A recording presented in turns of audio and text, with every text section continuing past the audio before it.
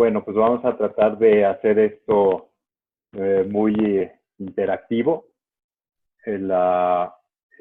Para quienes no me conocen, yo soy Gonzalo Cordera, soy otorrinolaringólogo, dirijo el Instituto Mexicano de Otología y Neurotología, que es donde trabajamos. Miguel también trabaja con nosotros.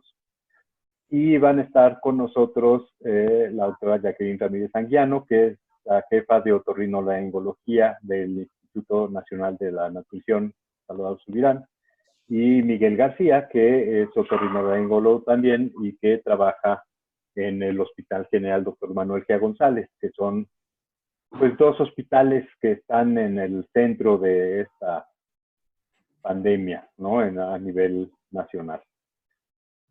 También está con nosotros Diana, que es superviviente del COVID-19 y que nos va a dar un poco sus experiencias personales de pues cómo vivió todo esto, para tratar de ponerlo también un poquito un contexto más humano. Entonces, vamos a... Ok. Perdón, estoy aquí teniendo Ok, y entonces si empezamos, yo creo que podemos empezar. Si quieres, Diana, darnos pues, un panorama de cómo fue todo esto contigo, ¿no? Ok, bueno, hola a todos. Pues les cuento más o menos como lo que me pasó a mí, ya después me preguntan y lo que quieran. A mí, yo me contagié el 10 de marzo en Oaxaca, según tiene que haber sido en Oaxaca porque estaba de viaje ahí y todavía no estaba así tan presente la pandemia, todavía no era pandemia, creo, no sé. Y pero ya estaba presente y creo que me la pasaba lavándome las manos, trataba de no tocarme la cara, todo eso, pero lo que nadie usaba en esa época era cubrebocas. Entonces yo creo que fue en una conversación, no puedo estar segura, pero creo que fue en una conversación con un mesero o fue en el cuarto del hotel donde estábamos, que pues a lo mejor toqué algo y no me lavé las manos y me toqué la cara o algo, pero según yo me estaba cuidando muchísimo y pues ya nos regresamos a México, estuvimos aislados, entonces por eso sé que tuvo que ser en Oaxaca y pues me sentía como al cuarto, quinto día, me empezó a doler la cabeza, después estaba como medio cansada, me dolía la cabeza, pero no tenía grandes síntomas de nada y así. Y después pasaron como 2 días, 3 días de eso y después ya me empezó a dar un poco de fiebre en la noche. Como que un día me dio fiebre y se me quitó sola. Entonces pues ya me empecé a espantar, pero no tenía nada de tos y no tenía... Realmente lo que tenía era cansancio, dolor de cabeza y me dolían las articulaciones y me dolía la espalda, como que me dolía la parte alta de la espalda. Y entonces, bueno, fueron pasando los días, me empezó a aumentar la fiebre, ya no se me quitaba con paracetamol, pues ya me empecé a asustar y me hice la prueba justo, creo que fue el primer día que hubo pruebas, porque que hubo pruebas de Olarte y Acle, me la hice yo, pero pues es donde, que el mismo día empezó a haber posibilidad de hacerse la prueba, ¿no? Y pues ya fue del día que me hice la prueba, me fui poniendo peor y como con más fiebre y más confusión y así. Y el caso es que ya por fin me mandaron el resultado como 4 días después y sí, era positivo. Entonces, pues lo que fue como más el tema de la incertidumbre, de no saber qué hacer, ¿no? No sabía si ir al hospital o no ir al... O sea, me sentía bien, sobre todo los primeros días yo podía subir y bajar escaleras, me sentaba y todo. Ya como al 10.º día me empecé a sentir súper mal y me había comprado un oxímetro. Entonces ya estuve en contacto con un infectólogo me decía, si tu oxímetro, si tu medida del oxímetro no baja de 90, no tienes por qué ir al hospital. Pero cada vez que me ponía el oxímetro empezaba como 88, 89, 90, 91, entonces yo no sabía cuál contaba, si el del principio o el del final, o sea, como que era muy, y estaba muy en el límite. Entonces, pero bueno, como que nunca fue claro así, según ese criterio, si ir o no ir.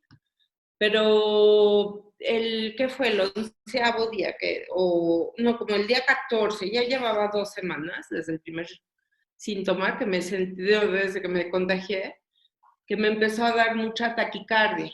Entonces estaba así acostada en un sillón y sentía como que el sillón es el que se movía con mi corazón, o sea, sentía el corazón muy fuerte y estaba muy, de esos días no me acuerdo casi de nada, como que estaba muy, muy débil, muy cansada, no podía hablar y como que no podía hacer, era un cansancio así generalizado, espantoso, aparte de fiebre que no era una fiebre muy alta, pero sí me sentía muy mal. Y ya con lo del corazón me espanté y me fui al hospital. Y bueno, ya para entonces toda la familia estaba contagiada. También mi esposo ya había tenido fiebre y uno de mis hijos y ya teníamos la prueba positiva. El caso es que los que estábamos más amolados éramos mi esposo y yo, ¿no? Y mis hijos estaban como si nada, les dio, pero no pasó de 2 días de fiebre leve y ya. Entonces nos llevaron al ABC, fuimos al ABC, y pues ahí todavía seguía la cosa de si nos quedábamos, si no nos quedábamos, quién se quedaba,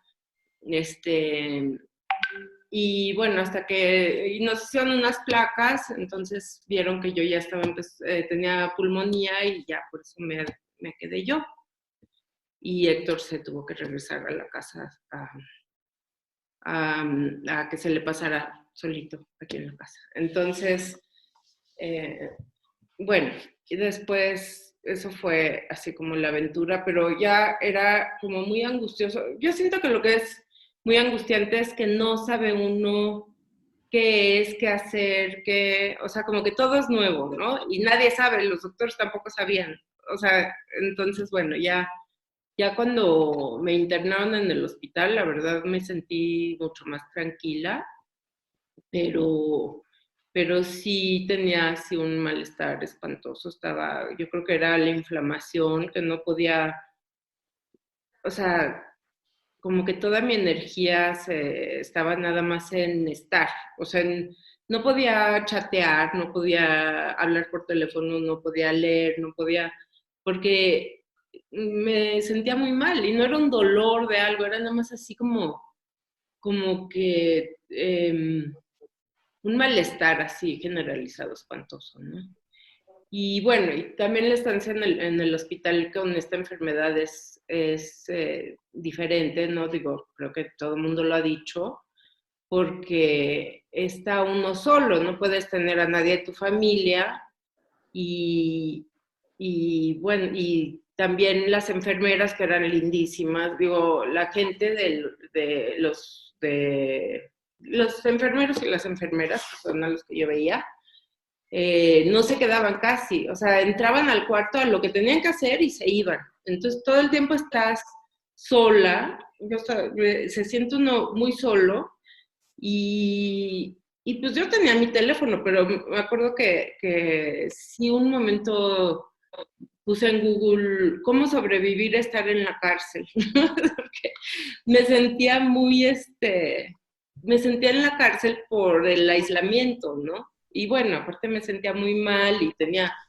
el suero en este brazo y la cosa que te monitorea el corazón en este, y tenía una bola de como chupones para los estudios del corazón, y estás en la cama y bueno, no estaba todo el tiempo en la cama, pero como que no me podía mover muy bien, entonces, y me sentía fatal, entonces pues estuvo horrible. Y las enfermeras me decían, pues si usted está muy bien, o sea, como de qué se queja, si usted está perfecto a comparación de los demás que están eh, en pues, peores, me imagino que con respiradores o algo, ¿no?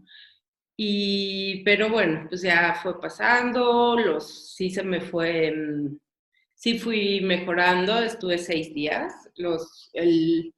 ya el cuarto día ya me acuerdo que pude leer y ya me puse al día en los chats, ¿sí? O sea, como que ya reviví, volví a ser yo.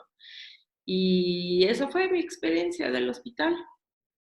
Y bueno, pues, no sé.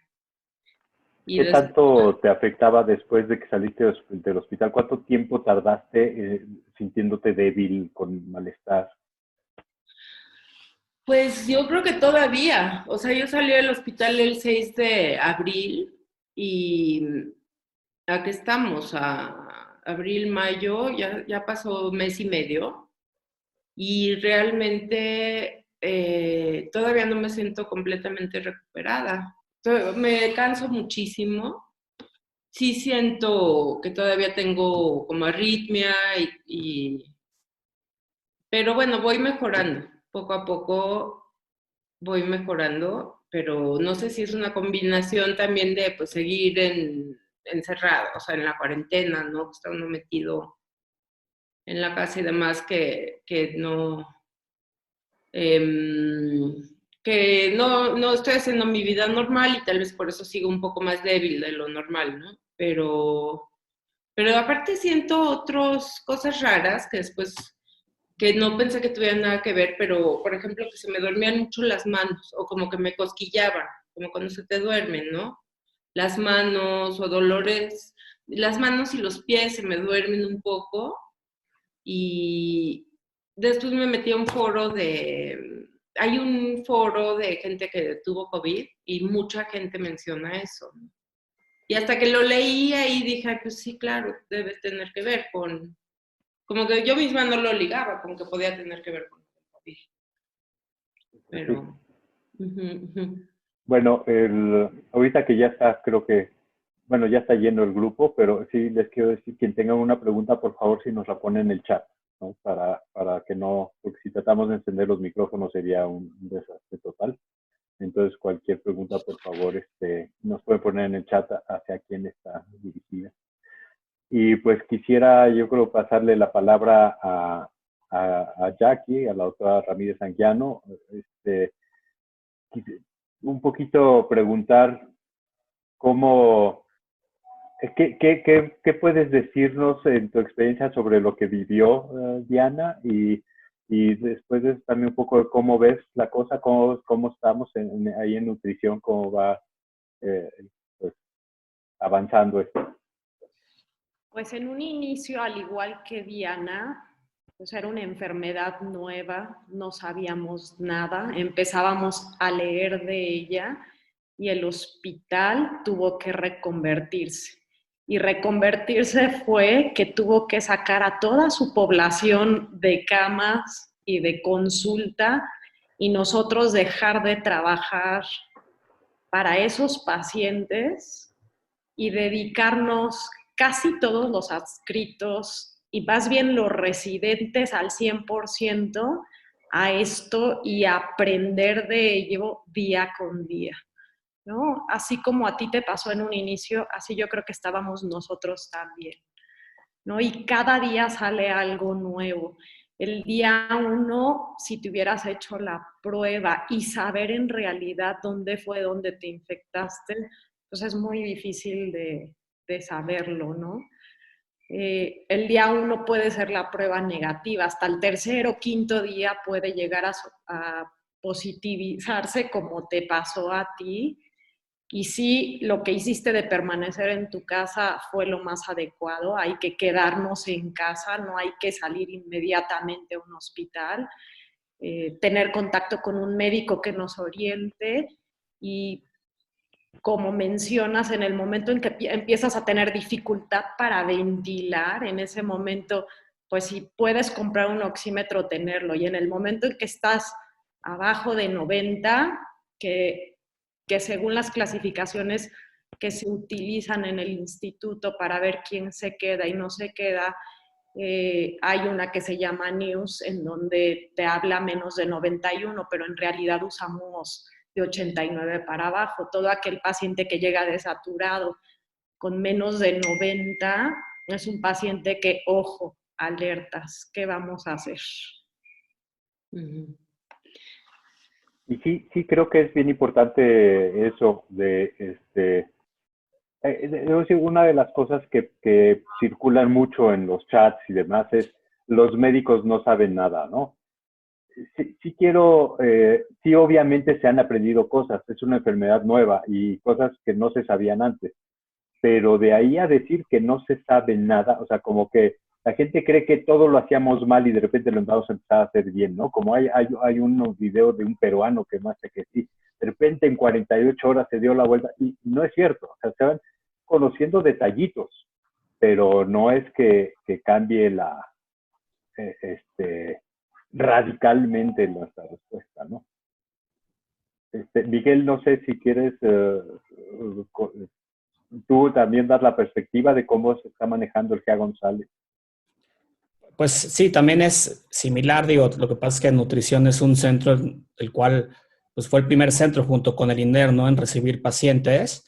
Nosotros, cuando el INER era el centro oficial para coronavirus, nosotros todavía estábamos funcionando como un hospital mixto, es decir, sí llegaban a recibir pacientes con coronavirus, pero la realidad es que todavía seguíamos trabajando, ¿no?, como hospital general y recibiendo urgencias, y pues poco a poco también, conforme fueron aumentando casos y conforme fue aumentando la demanda en el país, ¿no?, y la necesidad de atender a pacientes con coronavirus, pues se fue reconvirtiendo el hospital como tal, ¿no? Y ahora, pues prácticamente, aunque sí uno de los pisos, ¿no?, está utilizándose como un piso para atender urgencias, pues la realidad es que el grueso del hospital está atendiendo únicamente pacientes con coronavirus, ¿no? Y sí, igual lo que dice Jackie, igual, usted, doctor, o sea, pues sí hemos ido aprendiendo de la enfermedad, ¿no? Al inicio mucha gente pues decía que a lo mejor pues, que no sabía tanto, que a lo mejor era una gripe, etcétera, etcétera, ¿no? Pero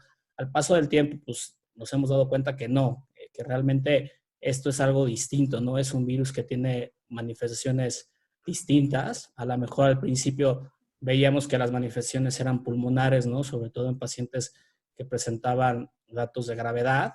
En otros pacientes pueden ser asintomáticos, ¿no? Pero a través de la evolución de la enfermedad, pues nos hemos dado cuenta que pues tiene un espectro muy, muy, muy grande, ¿no? No solamente es pulmonar, sino que puede tener otras manifestaciones, ¿no?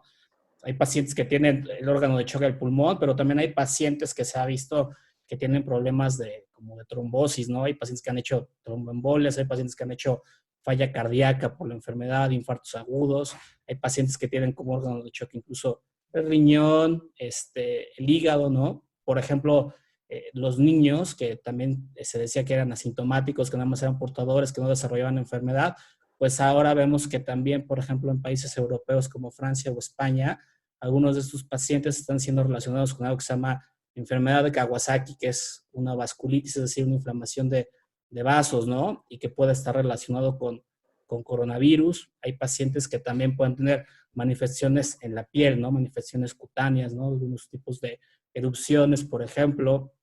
Hay pacientes que dentro de esas mismas manifestaciones de las trombosis y todo esto, hay pacientes que pueden tener, pues, como isquemia, es decir, como válgame la expresión, como si fuera gangrena, ¿no?, de las partes distales del cuerpo. Y pues todo esto lo hemos ido aprendiendo al tiempo, ¿no? Entonces, sí es bien importante que le demos la justa dimensión al coronavirus. Es cierto que muchos pacientes son asintomáticos, pero también pues, seguimos aprendiendo de la enfermedad y todavía no logramos comprender, ¿no?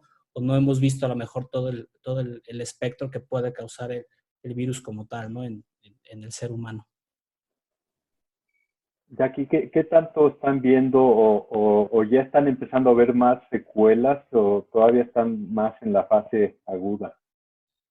No, lo que ahorita todavía, obviamente el hospital está lleno, sin embargo se abrió un área nueva, entonces van a poder entrar mucho más pacientes. Estamos todavía en la fase 3. Lo que menciona Miguel es muy cierto. Últimamente, a los adscritos que no somos ni de urgencias ni de terapia, sino que somos subespecialistas, nos hemos dedicado al triage. ¿Qué es el triage? Es donde se reciben a los pacientes y la barra de urgencias. Ayudamos a los residentes en todas las urgencias. Y lo que hemos visto son actualmente las nuevas manifestaciones de COVID, ¿no? Ya no es tanto únicamente respiratorio. Seguimos viendo pacientes que llegan con livedo reticularis, que es como unas lesiones en la piel, como si fueran venas que llegan así. Vemos pacientes con diarrea sin síntomas respiratorios, ¿no? Vemos pacientes con anosmia, que eso es algo que nos toca a los otorrinos, y a esos pacientes ahora todos los pasamos a hisopado, y el hisopado nos dice que es positivo. Entonces, ahorita en tiempo de COVID, lo que hemos estado aprendiendo es que todo lo que nos llega al hospital, aunque no estuviera descrito previamente, tiene relación con COVID. Y estamos ahorita bien en esa fase en donde todavía no estamos en las secuelas, ¿no? Muchos pacientes sí se han destetado del ventilador, ¿no? Creo que llevamos más o menos como 40 extubados, ¿no? Y altas, pues, como unas 300, ¿no? Ahora veamos qué va a pasar con esos extubados, ¿no? Aún no llegamos a esa fase. Exacto. ¿Qué tan rápido? ¿Las pruebas que están haciendo de COVID se procesan directamente en el hospital? Sí, sí. Al día siguiente les llamas o les mandas un correo. Entonces, al día siguiente sí tiene la respuesta. Máximo 48 horas les llamas o les mandas correo. Ese es un problema que tenemos con los privados, ¿no? Generalmente las pruebas a nivel privado sí se tardan por lo menos 3-4 días en reportar. Miguel, ¿Energía también se tiene la respuesta así de rápido? ¿O? Justo tenemos como un convenio con nutrición tal cual y los hisopados del GEA se mandan a nutrición, entonces en 24-48 horas tenemos el resultado. No nos dan así un papelito como tal o sea, del resultado de la prueba para el paciente, pero sí nos llega una relación todos los días de los pacientes que se les hizo prueba y que resultan positivos, ¿no? La realidad es que sí, en el GEA solamente se le hace prueba, y creo que en muchos institutos, los pacientes que se van a internar y que son probables de coronavirus, ¿no? Si llega un paciente que a lo mejor no tiene síntomas tan graves y se va a mandar a la casa y todo, entonces esos pacientes no se les hace la prueba en el hospital como tal, se envía a su casa y sí les puedes dar recomendación de que vayan a algún laboratorio a hacerse la prueba, pero en institución solamente a los pacientes que se ingresan se les realiza la prueba, ¿no? Lo que pasa en las instituciones en cuanto a lo que dice Miguel es que sí hay mucha gente que resultó que tuvo COVID-19 y se asusta, inmediatamente va al triage a quererse hacer la prueba sin tener síntomas. Entonces ahí es nosotros los médicos de primer contacto es donde tomamos la decisión de que no podemos hacer hisopados a los asintomáticos en un hospital que está con el riesgo de que te infectes, ¿no? Sí, además no habría para todos, o sea, por más que le hagamos, o sea, eso ha pasado en todo el mundo, ¿no? Hay una escasez de pruebas. Entonces, en Nueva York yo me acuerdo que hubo un momento que se les acabaron los hisopos. Entonces, pues sí hay que ver en cuántos ¿Quiénes son los que realmente Así es. necesitas esa información? Tomamos 2 clasificaciones y dependiendo de esas 2 clasificaciones, si se encuentran en moderado o alto riesgo, pasan al hisopado. O si tienen síntomas como muy cardinales, como Diana tuvo cefalea y fiebre, ¿no? Ya con 2 de 3, ¿no? Y si ves que está en 90, pues ya la pasas a hisopado. Y si ves que está en 88 su saturación, a tomografía. O sea, todo depende, ¿no? Si estás casi asintomático, con síntomas muy leves, y como dice Miguel, los enviamos a su casa. Sí. Sí es esto, ¿no? O sea, nosotros, igual ustedes supongo que como síntomas cardinales tomamos la tos, la fiebre y la cefalea, ¿no? Y ya después vemos los síntomas acompañantes, por ejemplo, la disnea, artralgias, síntomas gastrointestinales, dolor torácico, ¿no? Conjuntivitis, etcétera, etcétera, y ya vemos, ¿no? Pero sí también mucho de lo que hacemos en el triage, igual ustedes la saturación para nosotros es como un marcador pues sí, claro, probablemente pues prácticamente de confirmación de que pueden llegar a tener la enfermedad, ¿no? Hay pacientes que ya ves que están saturando bajo de 90, les haces su tomografía y pides laboratorios y pues muchos o la gran mayoría pues aparecen esas tomografías súper feas, ¿no? Con estas neumonías de focos múltiples, en ambos pulmones, ¿no? Entonces, pues sí, de ahí tomamos estas decisiones, ¿no? Una pregunta. Y a falta de pruebas, no podría ser como lo del oxímetro, que uno se basa, digo, cualquiera puede comprar un oxímetro o tal vez irse a la farmacia del ahorro, a la consulta de la esquina, a ver si está saturando o no. Hacerse una placa de pulmón, algo así, ¿no podría servir para la gente que no está pudiendo acceder a las pruebas? ¿O está muy complicado? No sé, yo soy muy ignorante, no se me ocurrió ahorita por lo que decía. En el momento en que tienes dificultad para respirar, dificultad para ventilar, en ese momento debes de irte. Aunque no tengas un oxímetro, sí vete a un servicio de urgencias. El problema es la saturación, ¿no? Pero nutrición es un hospital que en el triage revisa a todos. Y si no tiene camas, te va a decir a dónde mandarte. Pero todos se revisan. Eso es muy importante porque sí puede ser un poco desesperante a lo mejor llegar y ver la gente que tiene que esperar, ¿no? Pero sí se me hace muy bueno que nos digas eso, o sea, que finalmente saber que sí se está atendiendo a todo el mundo. Sí, a todos. Sin embargo, no hay las suficientes camas para ingresarlos si están desaturados, ¿no? Y se le informa al paciente desde el principio. Tuvimos una experiencia en una guardia que estábamos en urgencias, que llegaron papá e hijo desaturados. Logramos conseguirle las camas y se dieron a la fuga los pacientes. Y en la guardia siguiente llegaron pidiendo la cama que afortunadamente habían conseguido, pero nos dijeron que se habían ido a la fuga por este miedo del líquido de las rodillas, que es un mito, ¿no? Sí. No, es trágico eso. Es horrible que, como que dices, en una situación así, que pueda haber esos rumores, es horrendo. Es gente que yo siento que es ganas verdaderamente de hacer mal, o sea, de hacer daño. Ese es el problema de las redes sociales, ¿no? Sí. Es lo malo de las redes sociales. Yo creo que debemos no creerles a las redes sociales. Solo... Sí, claro. Pues sí, uno se la pasa verificando, ¿no? Yo de mis grupos soy el verificador oficial y ya a veces me toma toda la mañana, nada más, por querer a veces hacer las cosas bien, ¿no? Sí, información falsa, ¿no? Muchas teorías de conspiración, opiniones no científicas en las redes sociales. Esto de las gárgaras, las aspirinas, las soluciones nasales, las vitaminas.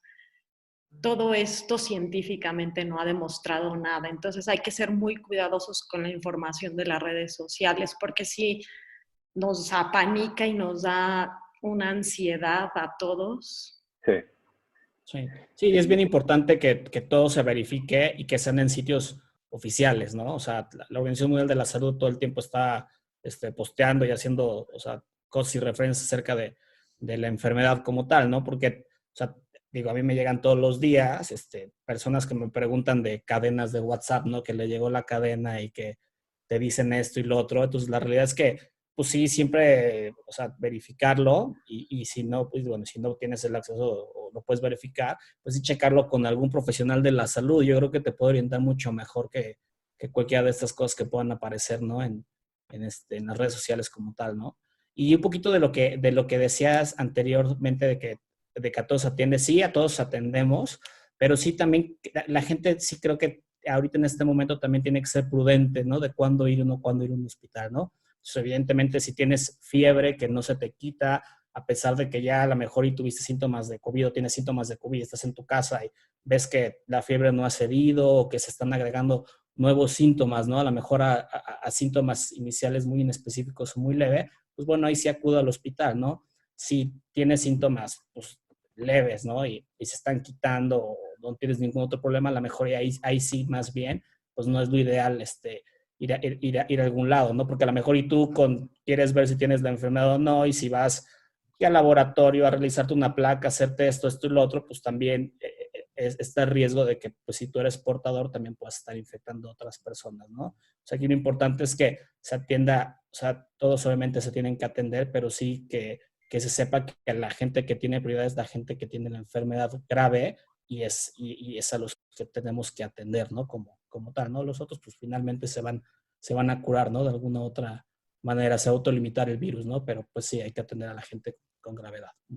Sí, regresamos a los porcentajes o sea, aproximadamente el 80% o más de la gente que le dan síntomas, los síntomas no progresan. Y hay un porcentaje todavía mayor que ni síntomas le da. Y aquí hay una pregunta que estuvo muy interesante que acaban de hacer. Una persona detecta de repente nada más falta de gusto y olfato. Nos pregunta qué hacer. Pues eso es muy de nosotros los otorrinos. Y sí, en artículos hay que hacer hisopado, ¿no? Porque sí puede ser. O quedarte en tu casa, ¿no? Porque no va a progresar, ¿no? Exacto, es lo que yo pensaría, ¿no? No va a progresar. Finalmente, Te pueden hacer un hisopado nada más por confirmación o quédate en tu casa. Lo más probable es que sí tengas la enfermedad. Exacto. Y ¿No? si no hay Y no síntomas de progrese. gravedad, pues Ajá, no se autolimitar. no progrese. Así es. Exacto. y más adelante que tengamos las pruebas de IgG y IgM, pues ya podemos saber quién sí lo tuvo, ¿no? O sea, creo que es importante también que la gente sepa, esa es la diferencia del hisopado, que es donde buscamos si lo tienes, y las pruebas de IgG y IgM que todavía realmente no tenemos, y que esas nos van a decir si lo tuviste. Así es. Exacto. Cualquiera de las dos medidas, ¿no? Pueden, pero ir a un hospital no es lo adecuado, ¿no? Pueden hacerte el hisopado en tu casa o en un laboratorio si tú quieres estar seguro si la tienes o no. Pero si te quedas en tu casa, no, lo más probable es que no progrese la enfermedad y si progresa ya acude al servicio, ¿no? de urgencias. Exacto, ¿no? En esas medidas que tenemos. Uh-huh. Y además así evitas infectar, que es otro. Así es. La gente también me estaba preguntando cómo sabes la saturación. ¿Saben ustedes si habrá, digo, obviamente lo ideal puede ser comprarse un oxímetro de dedo, ¿no? Que los venden en Amazon, no son demasiado caros, pero ¿saben si hay en farmacias del ahorro o cosas así que puedas ir y te hagan la saturación? Pues hay varios pacientes que llegan al triage, dicen que fueron a la farmacia, a similares o cualquiera de estas farmacias donde hay un médico, y los encontraron desaturados, ¿no?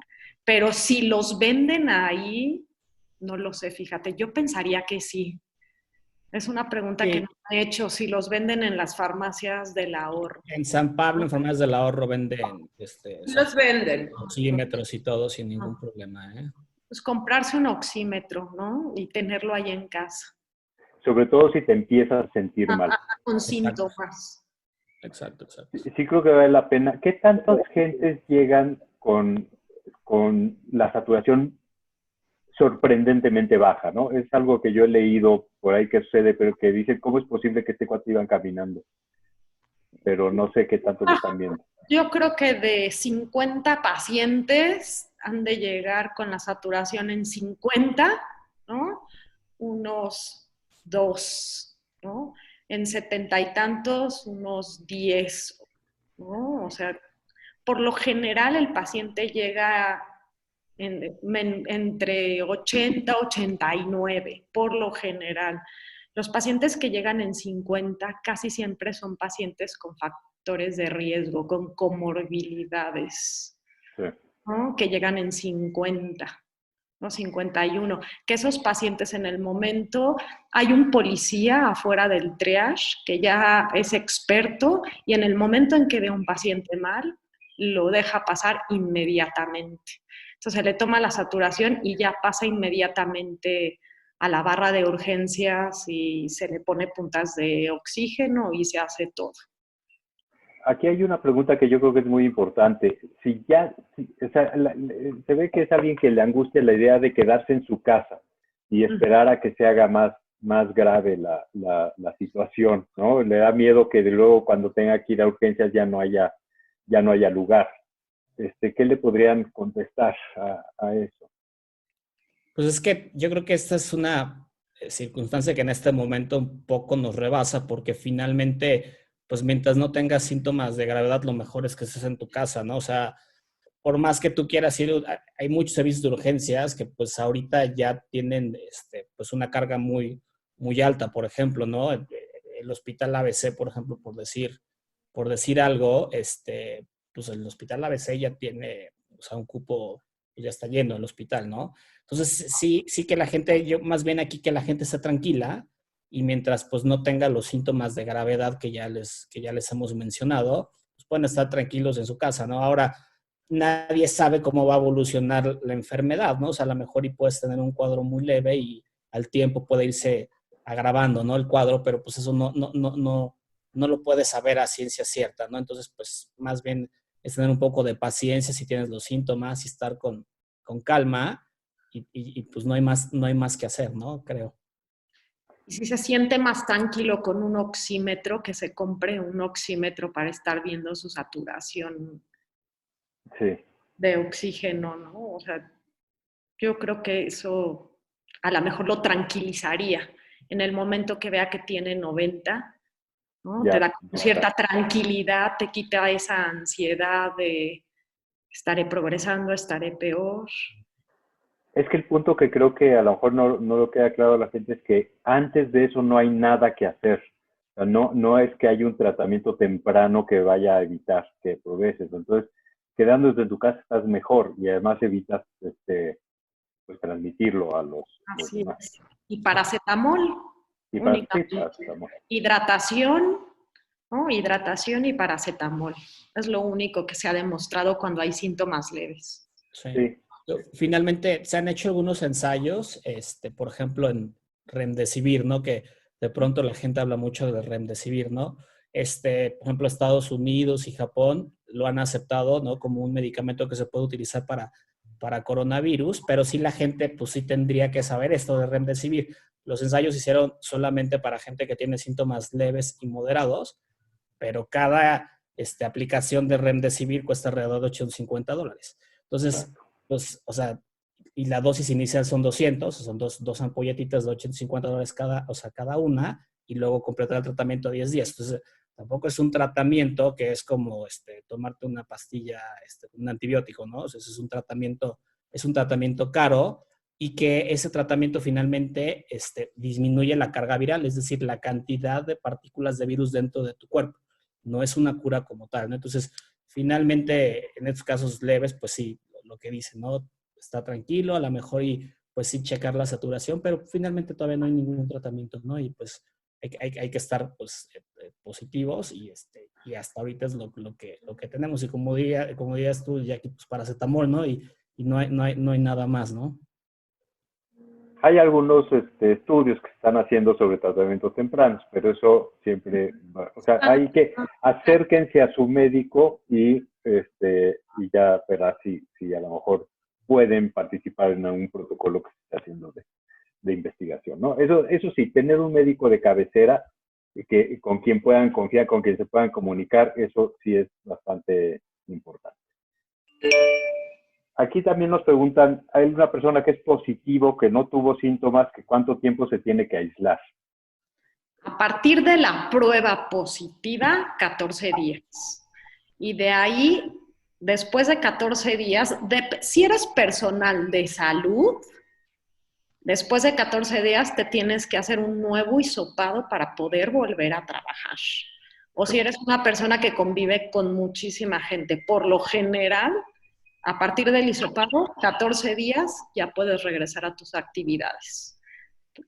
A diferencia del personal de salud, nos exigen hacernos una un pregunta hisopado a los 14 días. Pues sí, es que hay que saber que no es lo mismo. O sea, en 14 días vas a manifestar síntomas o no. O sea, el punto es que si ya no los manifestaste en 14 días, es muy probable que ya no los vas a manifestar, pero no quiere decir que no infectes a los demás, ¿no? Así es. Por lo mismo te quedas en tu casa. Exacto.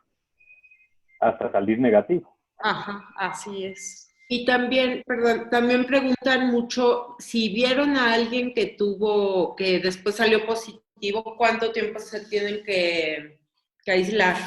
O sea, si yo voy y visito a alguien, después me entero que resultó positivo de COVID.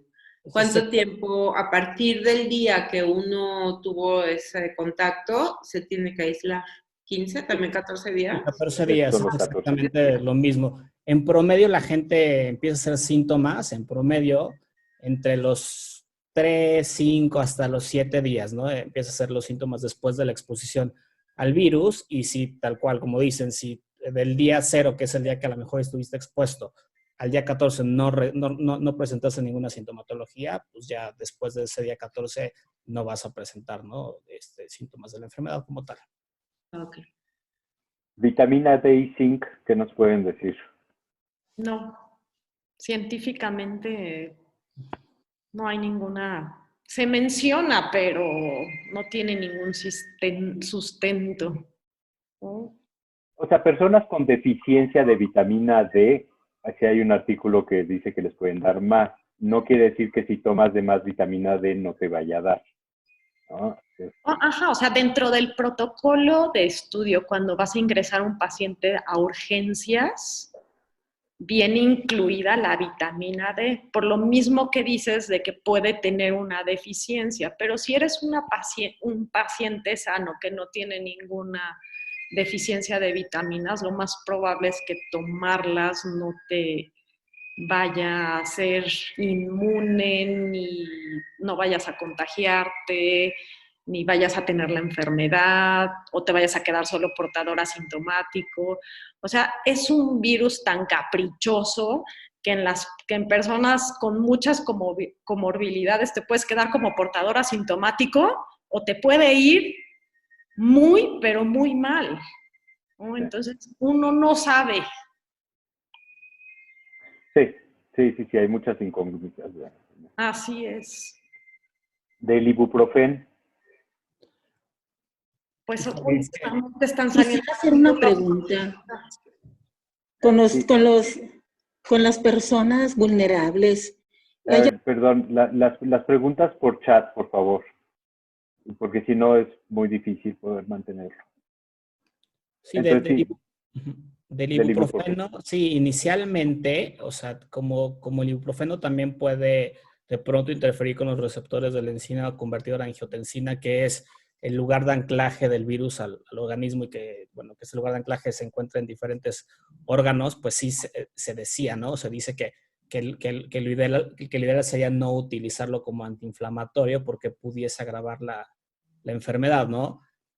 Igual, por ejemplo, al principio también se decía de los pacientes con hipertensión que tomaban medicamentos no relacionados con, o que su mecanismo de acción fuera los YECAS, pero en este grupo de estudio tampoco se demostró que suspendiendo los tratamientos, la gente pues, tuviera una enfermedad que no fuera grave, ¿no? Entonces la realidad es que al contrario, ¿no? En la hipertensión, pues, de hecho, se pide, ¿no? Que no se controle, que no se suspende el medicamento, porque si el descontrol hipertensivo sí puede llevarte a que tengas una enfermedad más grave. Pues el ibuprofeno fue una investigación inicial, pero, pues, o sea, como confirmación de esto, pues todavía no hay como tal, ¿no? Algún estudio por ahí ha dicho que sí sería lo preferible evitarlo y utilizar solamente el paracetamol, ¿no? Como tal. En un inicio, como dice Miguel, ¿no? Tenía que ver mucho con los receptores inhibidores de angiotensina, ¿no? Que había pocos, ¿no? Que no los disminuyéramos, por eso no tomar ibuprofeno, pero después empezaron a salir estudios que no había relación. Sin embargo, hay unos que están a favor de que sí tengamos muchos receptores, ¿no? Y no los disminuyamos. Sí. Entonces está controversial, sin embargo ya se está aceptando tomarlo. De preferencia, pues queda la duda. Yo creo que sobre todo también había la duda de si cambiarle los medicamentos antihipertensivos o no. Los pacientes así. Pero creo que el consenso es que todo el mundo mantenga sus medicamentos como son. Sí, tal cual, sí. Eso sí, ya como que sí se vio que si lo suspendían, o sea, les iba peor a que si no suspendían el medicamento, ¿no? Entonces, el control hipertensivo, al contrario, no es algo que va a favorecer a que no haya pues, una enfermedad o que haya este factor para que la enfermedad se agrave, ¿no?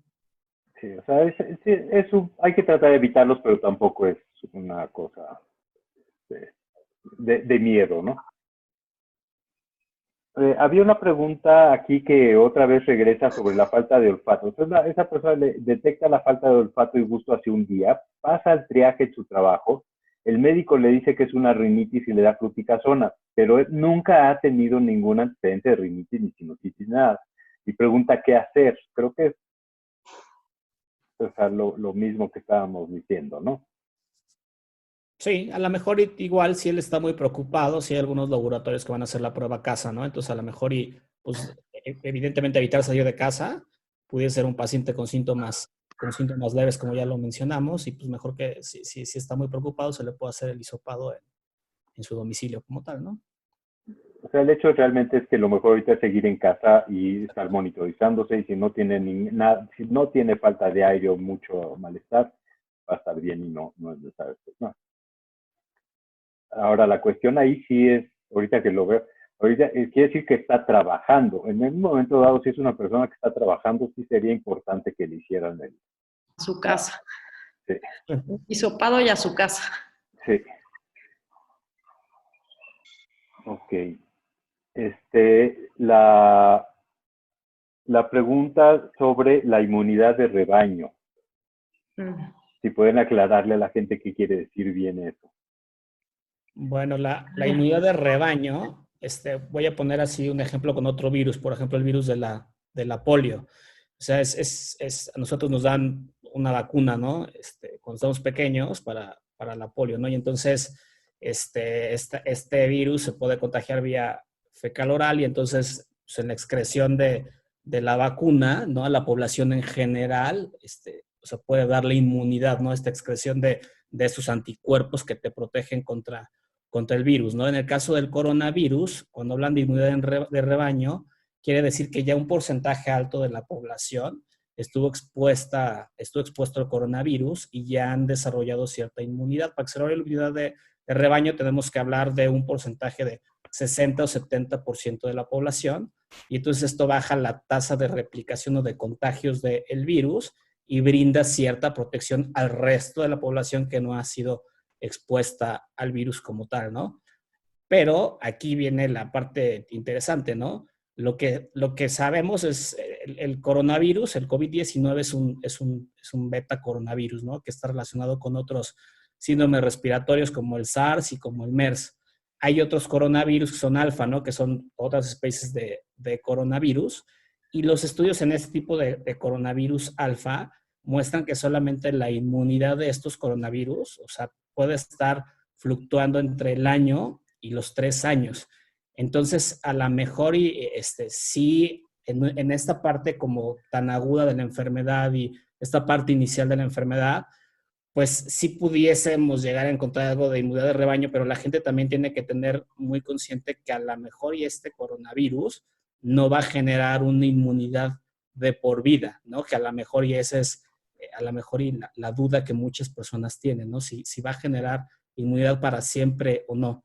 Y esto, pues, la respuesta nos la va a dar el tiempo o evidentemente mientras más se vayan haciendo estudios que vayan confirmando si los anticuerpos que va a generar una persona la van a proteger de por vida o solamente por algunos tiempos, ¿no? Como la influenza, ¿no? Que en la influenza hay diferentes tipos de influenza y pues por eso cada año tienen que vacunar por la influenza, ¿no? Porque el virus muta y entonces pues tienes que estar recibiendo una vacuna. ¿Por qué? Pues porque evidentemente que te dé influenza una vez no te protege para que te pudiese dar influenza otra vez, ¿no? Pero es algo que pues todavía no sabemos, ¿no?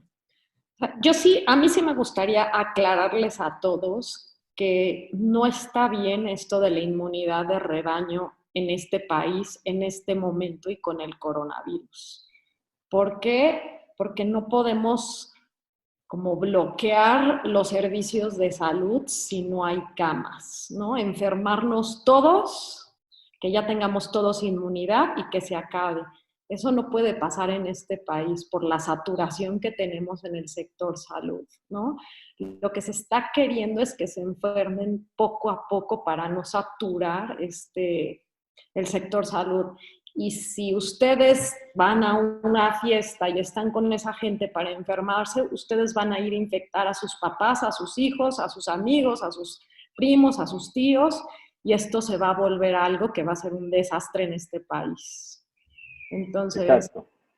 es Ese lo es que el no punto. debemos de hacer, ¿no? O sea, sí que les quede claro eso. Sí. Toda la estrategia es eso, tratar de disminuir el ritmo a la que la gente se va enfermando.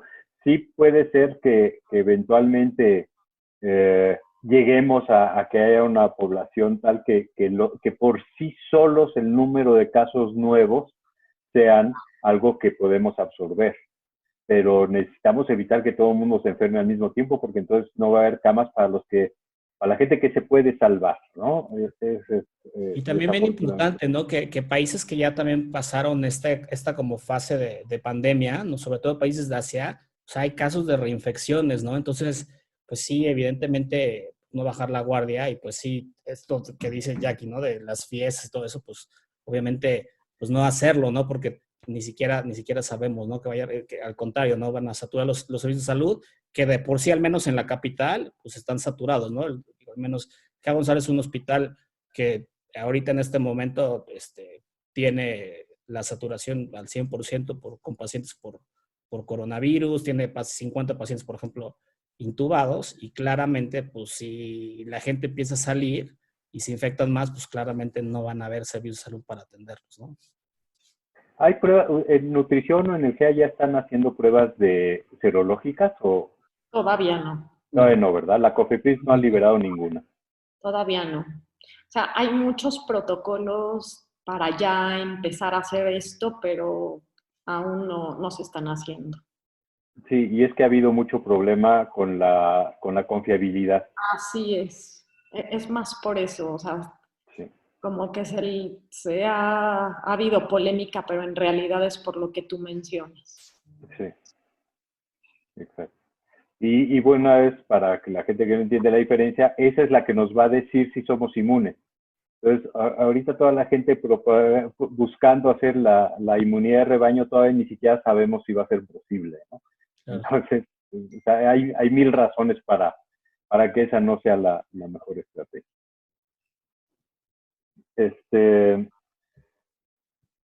Pues bueno, ¿qué tanto? Ahí me da la impresión de que más o menos vamos logrando justo ese cometido, ¿no? O sea, cuando uno se mete a los mapas, sí hay camas en la ciudad, o sea, no en nutrición, no en el GEA, pero sí hay hospitales que todavía tienen No, Y se van liberando, ¿no? Se van dando altas, entonces los que están en urgencias con puntas se pueden subir a cama. Si se hacen traslados, por lo general hay convenios de traslados, entonces si se hace un traslado, pues ya hay una cama en terapia. Entonces, sí están saturados, pero poco a poco van fluyendo, ¿no? Las cosas, ¿no? Lo eso importante. Ajá. es lo que se buscaba y aparentemente yo creo que lo estamos logrando, ¿no? Entonces eso es lo importante, seguir estando en casa, seguir haciendo caso de lo, no Porque de la política, sabemos sino de cuándo es los el médicos. pico. Ajá. No, como no tenemos números exactos, no sabemos bien cuándo va a ser el pico, si es ahorita, si fue ayer o si es la próxima semana. Entonces nos tenemos que seguir quedando en casa mínimo 2 semanas. Ya veremos en 2 semanas cómo están las cosas. Sí, vamos a saber que pasamos el pico cuando esté bajando en lugar de subiendo, pero no hay manera de saber antes, ¿no? No. Sí, y otra cosa que también yo les quería comentar, y a ver si también Jackie me apoya un poco aquí, es que yo, por ejemplo, en el GEA González, veo que el grueso de la gente que está hospitalizada es entre los 35 y 60, 65 años. No sé cómo sea en nutrición, pero también es importante que la gente sepa que aunque a lo mejor ya está joven y no tiene comorbilidades, también se puede enfermar de gravedad, ¿no? Y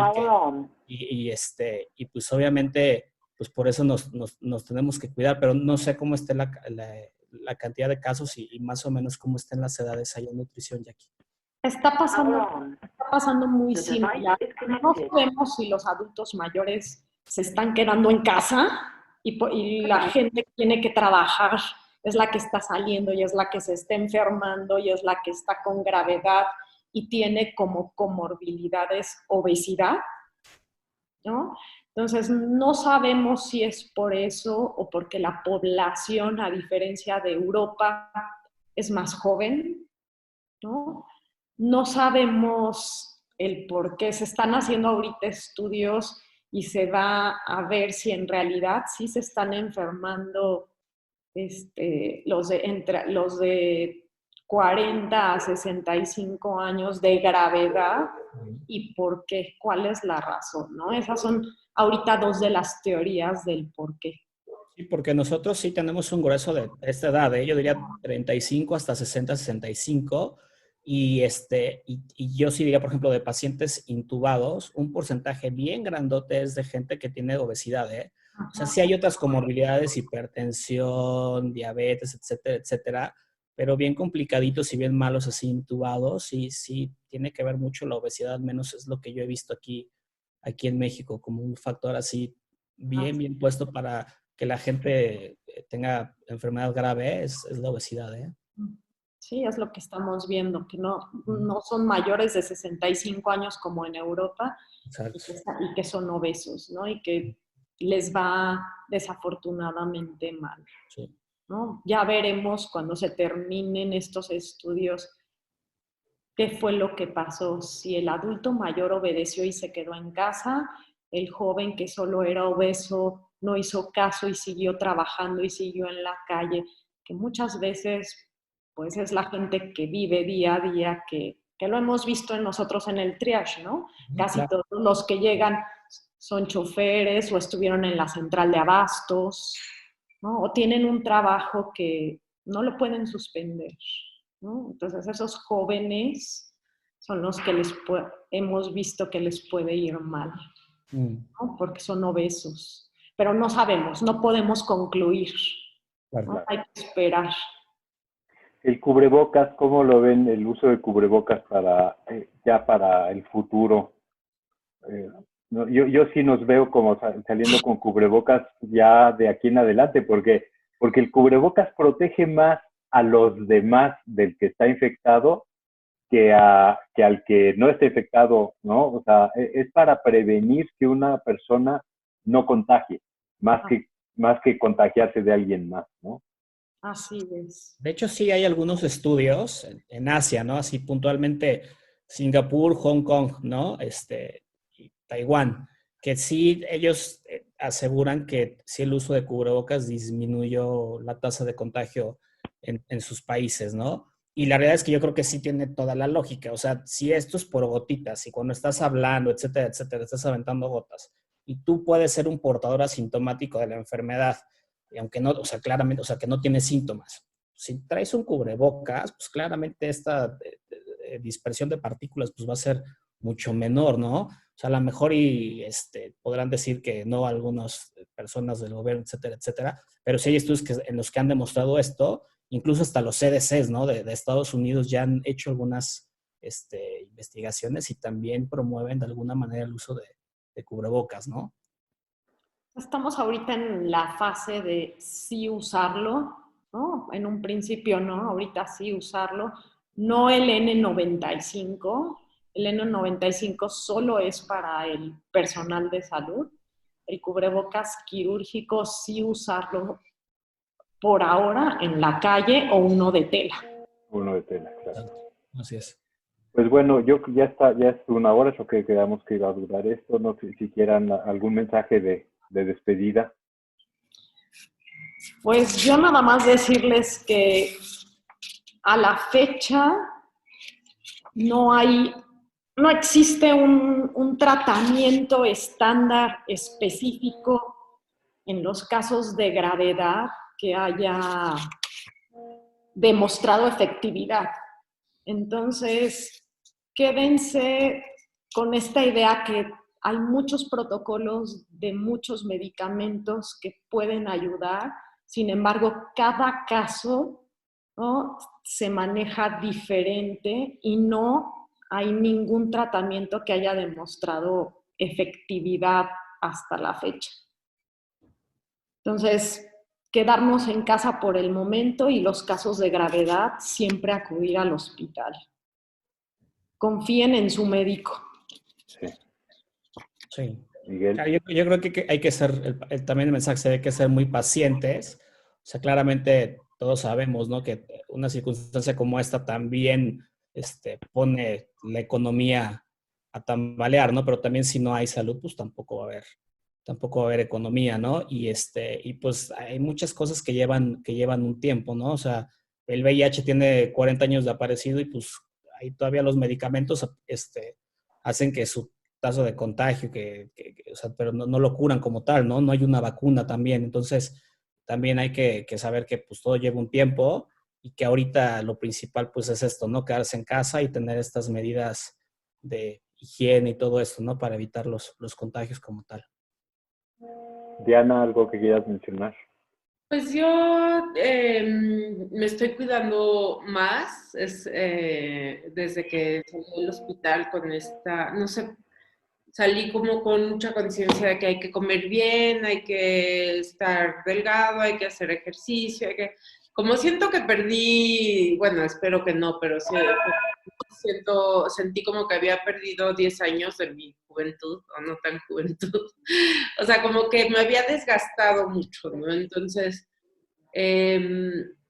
y alguien me dijo que tal vez el 120 que tenía de glucosa podía tener que ver con que me haya dado más fuerte a mí en lugar, o sea, siento que estaría bien que aprovechemos todos estas circunstancias para estar más conscientes de que tenemos que cuidarnos, estar sanos, estar delgados, hacer ejercicio, comer bien.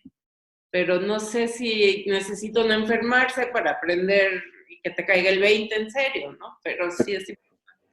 Qué lástima que uno necesite enfermarse para que te caiga el 20, pero qué bueno. Pues sí, eso yo creo que es lo mejor, sí, cuidar todos nuestra salud.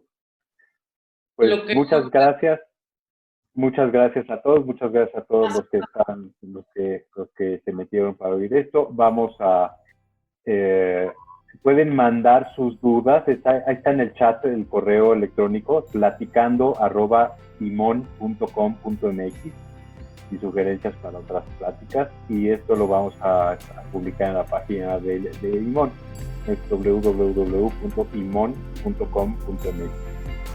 Pues, muchas gracias a todos. Gracias. Gracias, hasta luego. Buena tarde. Adiós. Gracias, Diana. Adiós. Gracias.